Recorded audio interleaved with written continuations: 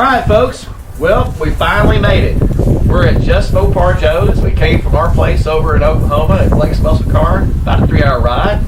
Made it over here at Joe's place and finally dropped the CUDA off to where it's going to be taken care of. So Joe's here and he's going over the list of what we're going to do. And so Joe's going to go ahead and do his magic on the paint and body and remove the roll bar, and it's going to leave its former life as a mostly drag car, and this is going to be our Gen 3 Hemi Resto Mod project.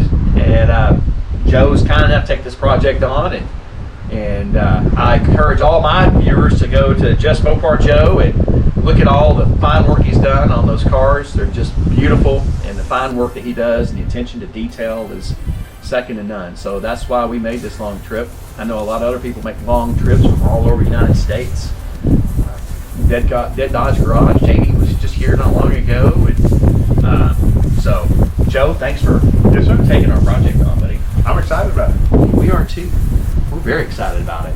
And Joe's going to make this magic on it. It's going back to the 1968 Matador Red, if anybody wants to know. So I'll send back that gallon of Plum Crazy. Yeah, yeah. Thanks, Joe. So, yep. So we're not going to sit here and take too much of Joe's time. I know he's real busy. He's got other customer projects going on, and he's got a lot going on in his shop.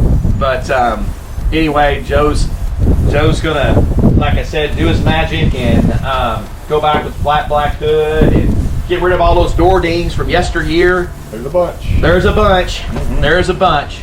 So stay tuned, everybody. And Joe's going to be posting videos as he goes along, and I promised not to bug him. And Trish here said she's going to keep me on a leash and not be buggy. That's right. So have a good one, everybody. Hope everybody has a great weekend. Thanks, everybody.